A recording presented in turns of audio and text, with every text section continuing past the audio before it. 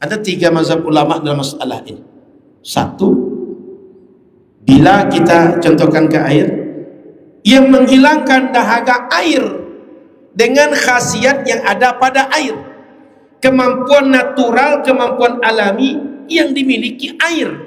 Memang air itu adanya untuk menghilangkan dahaga, kemampuan dari dalam dirinya. Mazhab yang kedua mengatakan bahwa yang menghilangkan dahaga adalah air, tapi khasiat yang membuat hilang dahaga tadi Allah yang meletakkan pada air. Beda yang pertama dan kedua. Yang pertama, air betul yang menghilangkan dahaga. Yang kedua, Allah ciptakan khasiat atau kekuatan atau kemampuan menghilangkan dahaga pada air. Yang ketiga, ini mazhab ahli sunnah. Bismillahirrahmanirrahim. Pembahasan kita malam ini tentang ilahiyat, teologi ketuhanan. Pembahasannya mencakup tentang wujud Allah Subhanahu wa taala, membuktikan bahwa Allah itu wujud dan Allah punya sifat serta memiliki nama-nama terbaik yang disebutkan oleh Al-Quran dan Hadis.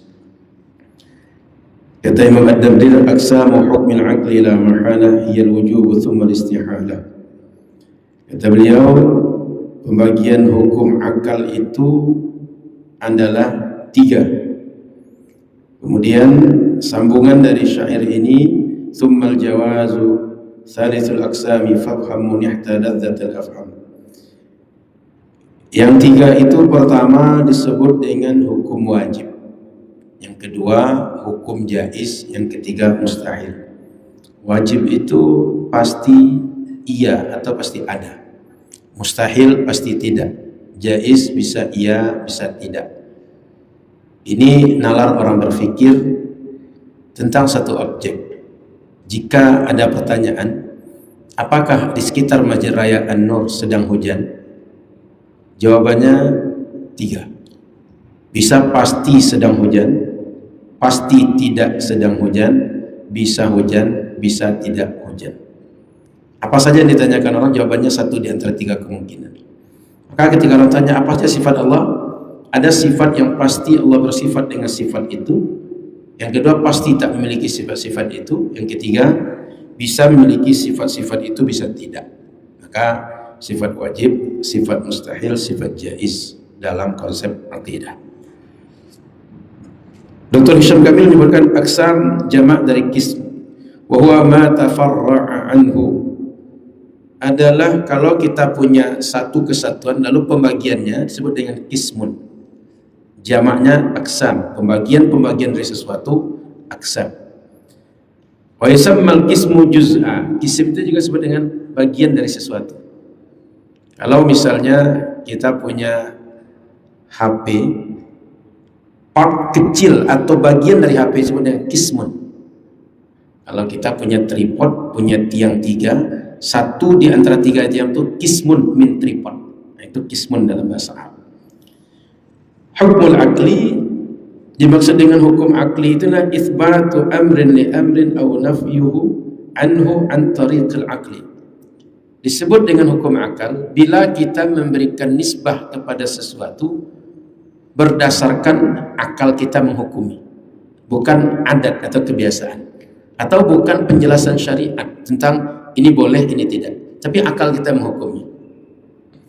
Contoh, ketika kita mengatakan kal wahidi nisful itsnaini, seperti 1 adalah setengah daripada 2, itu tidak perlu penjelasan syariat dan tidak perlu adalah kejadian berulang-ulang kita menyimpulkan bahwa setengah daripada 2 adalah 1. Tapi siapapun orang berakal akan mengatakan 1 itu setengah daripada 2. Setiap orang berakal akan berpikir begitu. Maka apa saja yang kita tetapkan, apa saja yang kita simpulkan, apa saja yang kita putuskan, dasar untuk menetapkan atau memutuskanlah akal, disebut dengan hukum akal. Lalu akal itu apa? Kata para ulama, wa sirrun ruhani, dia sir yang berbentuk ruhani, tudriku bihin nafsu al-ulum ad-daruriyah wan nazariyah, yang dengan akal itu kita bisa menangkap ilmu-ilmu. Ilmu itu bersifat ilmu yang daruri atau nazari, Daruri itu artinya ilmu yang tak perlu kita berfikir, atau spontanitas kita akan langsung paham. Kalau nazari butuh konsep, butuh pemikiran agak mendalam. Contoh, ketika kita mengatakan bahwa setengah dari dua adalah satu, yang agak mendalam sedikit itu nazari. Contoh, 1/4 dari 1/10 40 adalah satu misalnya. Maka ini adalah orang butuh bekerja untuk mencari 1/10 dari 40 berapa? 4. 1/4 dari 4 berapa? 1. Orang butuh melakukan proses perkalian dulu. Tapi kalau 1/2 daripada 2, orang tak tanpa berfikir pun langsung paham. Maka yang tanpa berfikir mendalam dalam konsep ilmu namanya ilmu daruri. Kalau butuh berfikir agak bekerja sedikit otak kita, namanya nazari. Nah, semua pengetahuan yang dapat dengan mudah atau agak sulit kita memahaminya sehingga diri kita mengetahui sesuatu, itu alat untuk mengetahui dalam diri kita adalah akal. Wa mahalluhul jawarih, di mana tempat akal berada itu? Pada semua badan kita ini. Wa nuruhu yasta fit dimag, dan cahaya pada akal itu dia memancar kuat di benak kita. Wa ibtida'uhu min hini nafkhir ruhi fil janin, kapan kita punya akal? Sejak pertama ruh ditiupkan kepada janin di dalam rahim orang tua. Wa awwalu kamalihil bulugh, dan paling pertama mencapai tingkat sempurna saat orang usia balik. Sehingga anak usia balik itu akalnya sudah mulai matang. Wa qila quwwatun linnafsi mu'addatun liktisabil ara'il i'tiqadat. Ada mengatakan bahwa akal itu kekuatan dalam diri kita atau potensi dalam diri kita yang sengaja Allah berikan agar kita mampu memahami pendapat orang atau mampu untuk memiliki keyakinan-keyakinan yang mesti kita yakini. Fa'ilah, ada ilmu tambahan tentang akal ni. Summiyal aqlu bidzalik li'annahu ya'qilu wa yamna'u sahibahu amma la yaliqu bih. Disebut organ kita atau pemberian Allah yang bernama akal itu dengan akal. Kan bisa saja namanya nur atau anwar atau yang lain. Kenapa namanya akal? Karena li'annahu ya'qil, karena akal itu mengikat. Wa yamna, dan mencegah sahibahu, orang yang punya akal, amma la yaliqu bih, untuk berbuat apa yang tidak semestinya dilakukan oleh orang yang punya akal. Maknanya akal ini mengikat orang, akal ini merem orang, akal ini membuat orang membatasi diri untuk melakukan yang tidak patut. Maka kita sering menyebut kalau ada orang berbuat tidak terkontrol, dia tidak berakal, indah barakah, itu bahasa kita. Kenapa? Tidak terkontrol perbuatan dia, tidak ada pembatas melakukan mana yang patut, mana yang tidak, mana yang boleh, mana yang tidak. Kemudian Bapak Ibu yang dirahmati Allah Subhanahu wa taala, disebutkan di ujung bait tadi, la mahala ay la yujadu ghair hadzal taqsim. Tidak ada hukum akal selain yang tiga tadi, wajib, mustahil, jaiz. Fal wujubul aqli wa huwa ma la yaqbalu al-intifa' li dzatihi. Yang disebut wajib adalah sesuatu yang tidak bisa dinafikan, pasti iya, pasti ada. Kawahdaniyatillahi ta'ala, seperti Allah pasti bersifat esa, wahdaniyah, tunggal. Dari mana kita bisa memastikan Allah pasti wahdaniyah? Pertama, dari nalar kita, bila sesuatu dipimpin oleh dua orang, maka muncul biasanya keributan. Sebab kalau pemimpin itu dua, dia kalau tidak kompromi, kompetisi. Artinya, supaya Masjid Raya An-Nur ini bisa berjalan pengurusannya dengan baik, pengurusnya kalau tidak kompromi ya kompetisi. Dia bersaing dengan lawan dia, mana yang menang itulah yang berlaku kehendak dia di Masjid Raya An-Nur. Atau dia kompromi, dia bersepakat dengan lawan dia supaya kalau sudah kompak, sudah sama-sama seide, baru bisa jalan. Kalau tak kompak, butuh untuk kompak dulu, sehingga dia butuh gabungan dua iradah, dua kehendak orang yang berbeda. Dan itu kalau seandainya alam semesta Tuhannya lebih dari satu, akan terjadi kompetisi atau kompromi. Itu rumit sekali, berat sekali. Maka Allah pasti esa. Di samping Quran mengatakan kul huwallahu ahad wa ilahukum ilahu wahid, Tuhan kalian Tuhan yang satu. Wa hiya sifatun yajibu 'alal mukallaf ay ya'taqidaha li khaliqihi. Itu wahdaniyah, itu sifat yang mesti diyakini seorang mukallaf, karena Allah Subhanahu wa taala dia adalah zat yang pasti tunggal. Jadi wahdaniyah sifat Allah yang pasti kita yakini. Artinya Allah pasti bersifat wahdaniyah, tak bisa kita nafikan. Contoh daripada sifat hukum akal yang bernama hukum wajib. Wa yanqasimul wajibul aqli ila qismain. Hukum akal ini dibagi dua pula. Mana dia? Badahi. Kawujubu taqdimil abi 'alal ibni fil wujud. Hukum akal yang kita tak perlu berfikir untuk memahami. Seperti apa? Bahwa pasti bapak lebih dahulu ada daripada anak. Tidak masuk akal. Bapak muncul belakangan, anak sudah ada duluan, atau sama-sama ada. Tapi pasti bapak lebih dahulu daripada anak. Begitu juga hal-hal lain yang terjadi hari-hari dengan kita. Yang kedua, nazari. Hukum akal yang kita butuh berfikir, butuh premis, butuh pengantar untuk bisa kita membuat kesimpulan. Seperti sifat-sifat Allah. Karena sifat-sifat Allah itu butuh kita untuk menalarnya, butuh untuk mengkajinya, sehingga kita meyakini sifat-sifat Allah. Wa ma'nal badahi ay la yahtaju ila nazarin istidlal. Makna badahi, akal kita tak butuh berfikir lebih panjang dan tak butuh bekerja untuk memastikan sebuah masalah dalilnya seperti ini, seperti itu. Wa ma'na nazari ay yahtaju ila i'malin nazar wal bahthi fil adillah. Makna nazari, akal kita butuh bekerja dalam memikirkan sesuatu, dalam menyimpulkan sesuatu, bahkan kita perlu mengkaji lebih detail tentang dalil supaya bisa menyimpulkan sebuah kesimpulan. Kemudian setelah tadi disebutkan bahwa hukum akal tiga ada wajib, tsummal istihalah ail mustahilul aqli. Hukum akal yang kedua mustahilul aqli. Tadi al-wujubul aqli, sekarang al-mustahilul aqli. Wa huwa ma la yaqbalu thubut. Maknanya adalah yang pasti tak terjadi. Artinya akal kita akan menyimpulkan sesuatu itu, ini pasti tak ada nih, ini pasti tak terjadi. Kalau tadi pasti terjadi, kalau ini pasti tak terjadi. Kal ajazi fayastahilu 'ala Allah ta'ala ayyusafa bih. Seperti Allah bersifat tidak berdaya, itu mustahil. Bagaimana mungkin makhluknya berdaya, Tuhannya tak berdaya?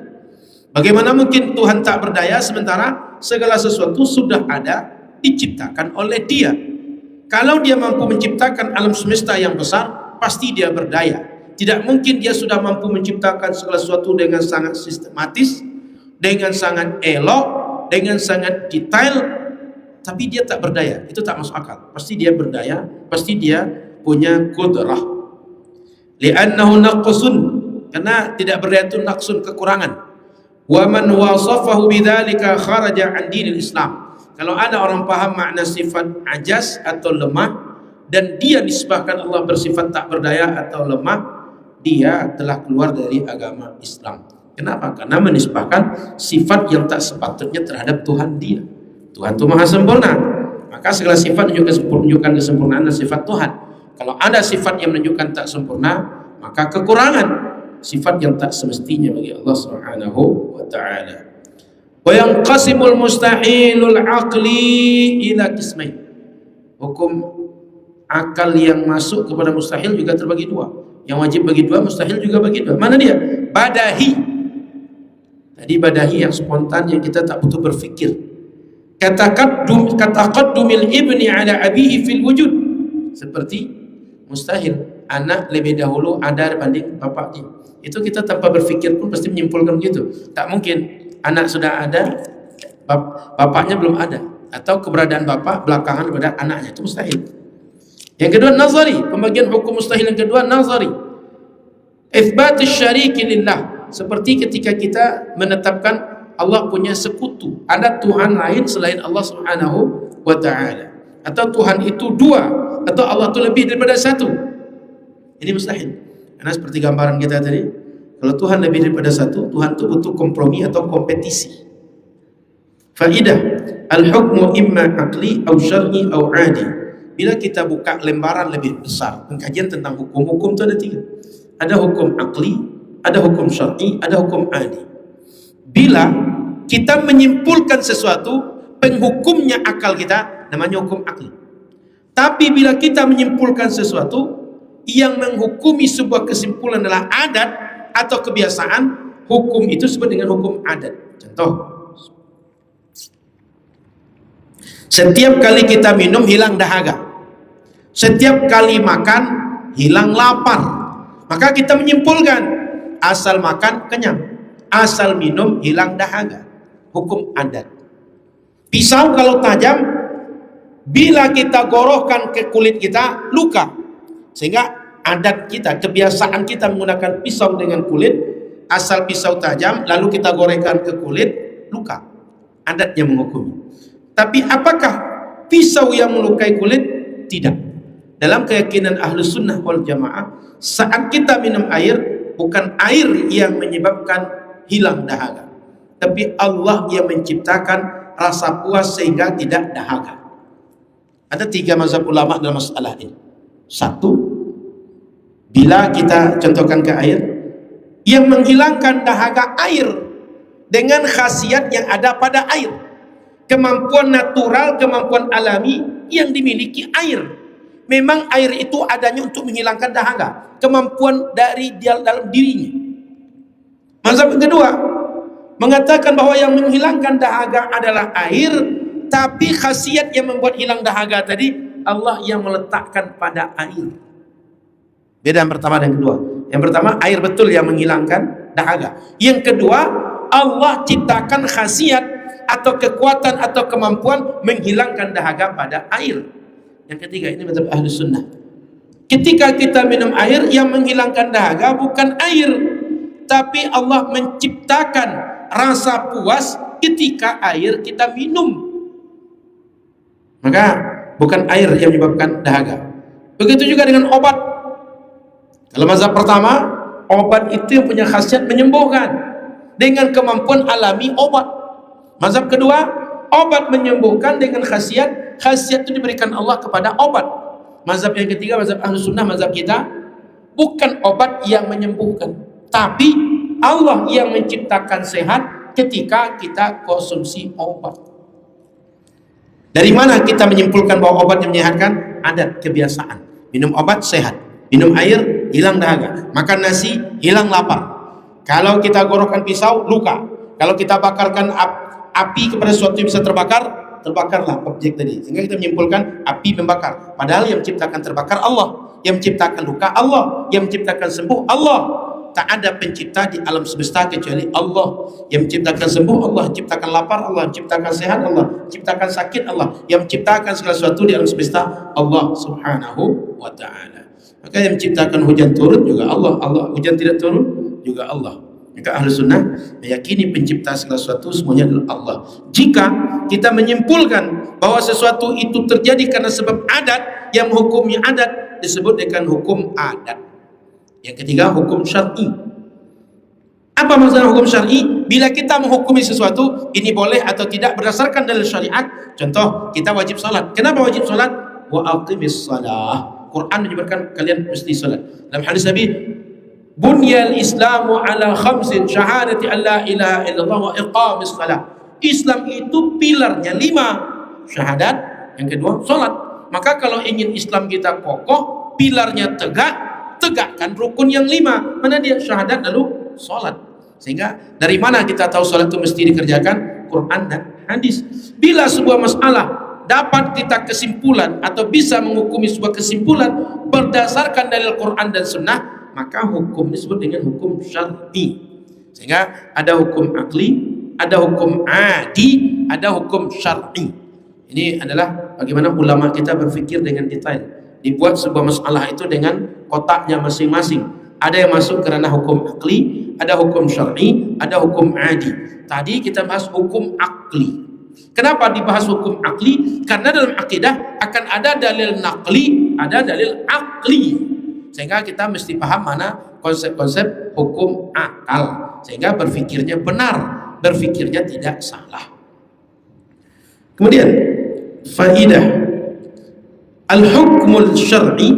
Hukm syar'i itu adalah khitab Allah Ta'ala al-muta'alliq bi af'alil mukallafina ala jihatil iqtida' aw at-takhyir aw al-wad'i. Hukum syar'i itu adalah khitab Allah, komunikasi Allah kepada kita, atau penjelasan Allah kepada kita yang terkait perbuatan seorang mukallaf. Perbuatan itu ala jihatil iqtida', kita disuruh melakukan atau dituntut melakukan atau meninggalkan, awit takhir, atau diberikan pilihan untuk boleh melakukan boleh tidak. Kalau disuruh melakukan ada dua, jazim, ghairu jazim. Disuruh melakukan yang bersifat tegas atau mesti atau harus, wajib. Ditinggalkan kita dicela, ditinggalkan kita berdosa. Yang kedua, disuruh mengerjakan tapi kurang tegas dibanding yang pertama. Kalau ditinggalkan kita tak berdosa, namanya adalah sunnah. Dan ada yang disuruh kita meninggalkan, disuruh meninggalkan dengan tegas, kalau kita kerjakan kita berdosa, namanya haram.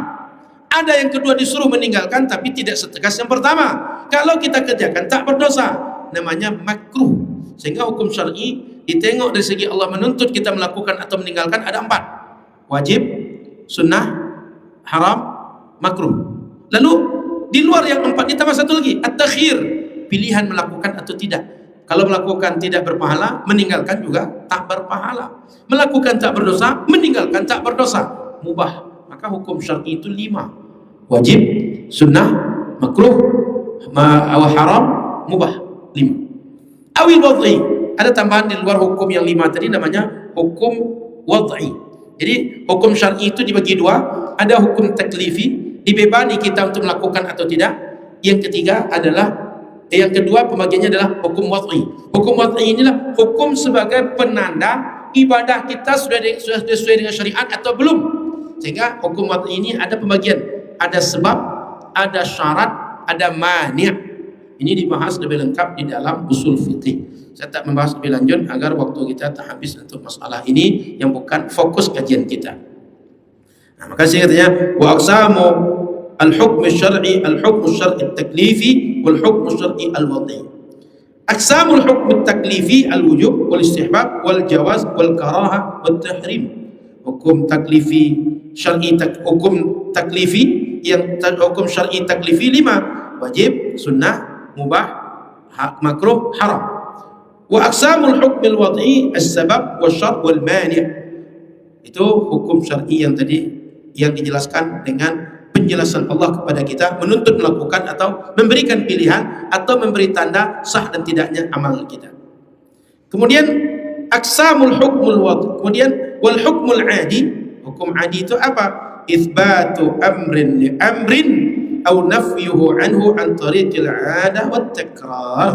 Tadi sudah kita bahas ada hukum akli, yaitu hukum syar'i, berikut hukum adi. Hukum adi itu apa? Kita menetapkan sesuatu atau menafikan sesuatu karena terjadi kebiasaan atau karena terjadi berulang-ulang. Kemudian kita lanjut bait syair tadi, summal jawazu salisul aqsami fabham munihta ladzatal afham. Kemudian hukum akal yang ketiga namanya jawaz. Pahamilah hukum akal ini dengan baik, maka Anda akan merasakan nikmatnya memahami akidah yang benar.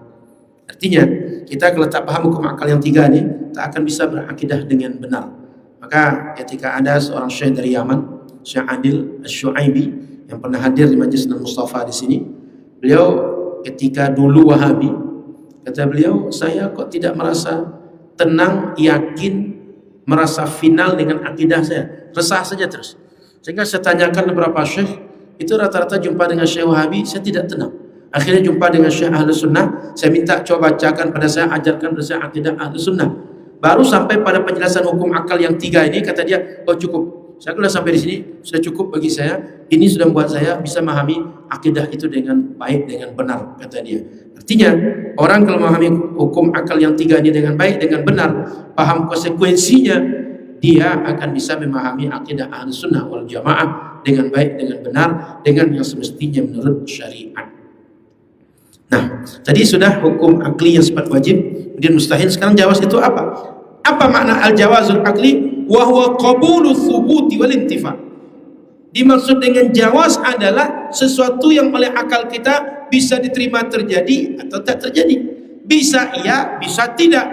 Ka'ay yakhluqallahu ta'ala syai'an aw yu'dimuhu. seperti nalar kita menerima Allah menciptakan sesuatu atau tidak menjadikan sesuatu ada.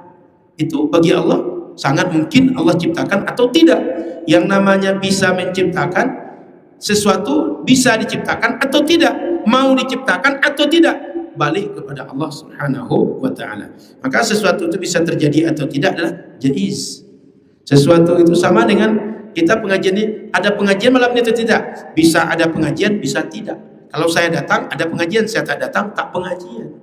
Maka sesuatu yang bisa terjadi bisa tidak terjadi dalam hukum akal namanya jaiz atau jawaz. Bisa terjadi, bisa tidak, bisa iya, bisa tidak. Maka sifat Allah juga begitu. Ada sifat wajib, ada sifat mustahil, ada sifat yang jaiz. Nanti kita bahas lebih lanjut pembagiannya. Kemudian wa yanqasimul jaizul aqli atau mungkin ila qismain. Hukum jaiz akli atau mungkin terbagi kepada dua, badahi, nazari. Badahi, nazari. Mana badahi? Kawujud syakhsil mutakallim fi mawdi'i kalamihil an. Hukum badahi itu bahwa sesuatu bisa terjadi bisa tidak, seperti adanya seseorang ketika kita dengar suaranya muncul. Kata orang lantai satu, ini bisa jadi orang yang lagi bicara ada di mimbar ini, tempat sumber suara.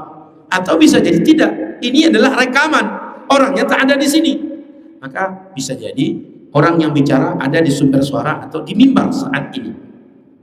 Nazari, hukum jawaz yang masuk nazari itu kata'dzibil mudhi' wa ithabatil 'asi. Seperti di akhirat orang yang taat diazab oleh Allah, atau orang yang ahli maksiat diberi pahala oleh Allah. Ini butuh pemahaman lebih dalam sedikit.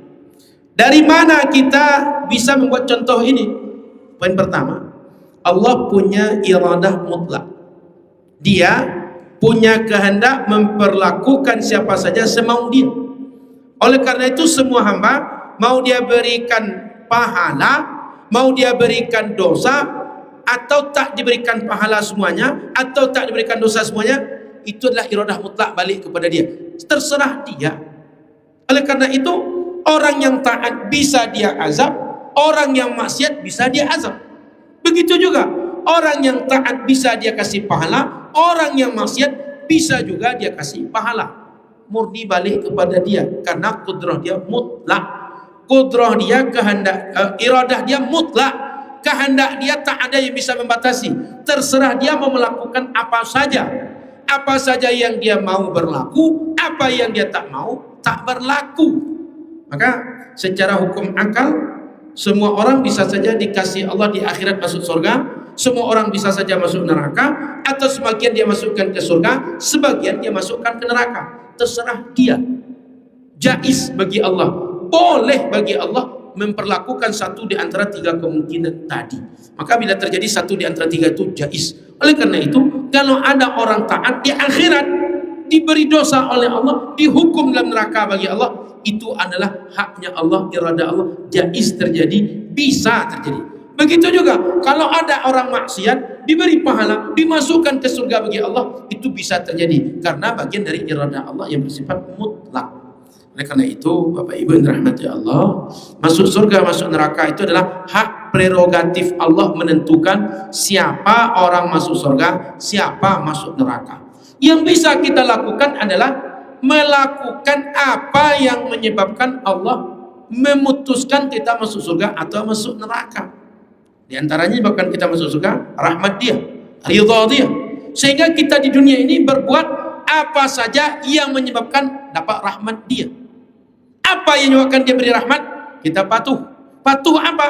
Semua yang disuruh dalam syariat mesti kita patuhi, dia merahmati kita. Semua yang dilarang syariat kita tinggalkan, dia rahmati kita. Maka kerjakanlah semua yang disuruh syariat, tinggalkan semua yang dilarang oleh syariat. Di antara yang disuruh syariat, solat. Di antara yang disuruh syariat, mengaji. Di antara yang disuruh syariat, bersedekah. Di antara yang disuruh syariat, haji. Alhamdulillah, sebagian jemaah haji kita sudah mulai berangkat. Kita doakan mereka haji mabrur, dan kita semoga yang belum berangkat ini, semoga Allah berikan kesempatan, kemudahan untuk juga menunaikan ibadah haji. Amin ya rabbal alamin. Jadi Bapak Ibu rahmat Allah Subhanahu wa taala, di akhirat kita tidak pasti masuk surga, tak pasti masuk neraka. Murni Allah yang memberikan. Siapa saja yang masuk surga karena karunia Allah. Siapa saja yang masuk neraka karena keadilan dari Allah Subhanahu wa taala. Semoga Allah berikan tambahan karunia sehingga kita semua patut untuk di akhirat masuk surga. Amin ya rabbal alamin. Maka Bapak Ibu yang dirahmati Allah Subhanahu wa taala, bagi kita Ahlus Sunnah, Allah itu tak ada yang mengatur dia. Dia mengatur segala sesuatu dan semuanya ikut dengan aturan dia.